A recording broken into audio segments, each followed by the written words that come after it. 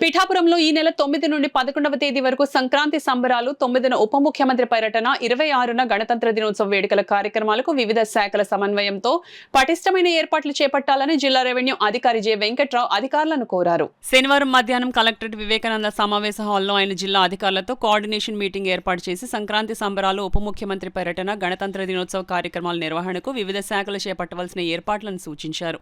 ఈ సందర్భంగా ఆయన మాట్లాడుతూ పిఠాపురం వేదికగా ఈ నెల 9వ తేదీ నుండి 11వ తేదీ వరకు సంక్రాంతి సంబరాలను సాంస్కృతిక, పర్యాటక శోభ ఉట్టిపడేలా నిర్వహించడం జరుగుతుందని, ఇందులో 27 కళారూపాలకు చెందిన సుమారు 300 కళాకారులు పాల్గొంటారన్నారు.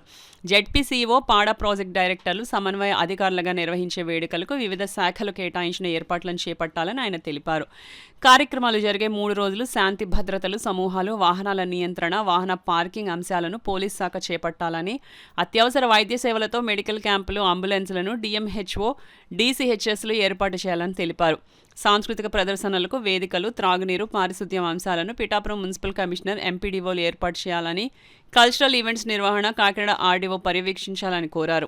రాష్ట్ర ఉప ముఖ్యమంత్రి కొణిదెల పవన్ కళ్యాణ్ ఈ నెల 9వ తేదీన జిల్లాలో పర్యటించి సంక్రాంతి సంబరాల్లో పాల్గొంటారని, ఉదయం పిఠాపురంలో సభావేదిక వద్ద, మధ్యాహ్నం కాకినాడ రంగరాయ వైద్య కళాశాలలోనూ వివిధ అభివృద్ధి కార్యక్రమాలకు ప్రారంభోత్సవాలు, శంకుస్థాపనలు నిర్వహిస్తారని డీఆర్ఓ తెలియజేశారు. ఉప ముఖ్యమంత్రి పర్యటనకు హెలీప్యాడ్లు, భద్రతా ఏర్పాట్లు పటిష్టంగా చేపట్టాలని ఆయన అధికారులను కోరారు. అలాగే ఈ నెల 26వ తేదీన కాకినాడ పోలీస్ పెరేడ్ గ్రౌండ్స్లో 77వ భారత గణతంత్ర దినోత్సవ వేడుకలను జిల్లా స్థాయిలో ఘనంగా నిర్వహించేందుకు వివిధ శాఖల ద్వారా ఏర్పాట్లు చేపట్టాలని డీఆర్ఓ వెంకట్రావు అధికారులను కోరారు. ఈ సమావేశంలో additional SP S Srinivas, ZP CEO VVVS Lakshmana Rao, Kakinada RDO S Mallibabu, SP DSP KV Satyanarayana, వివిధ శాఖల జిల్లా అధికారులు పాల్గొన్నారు.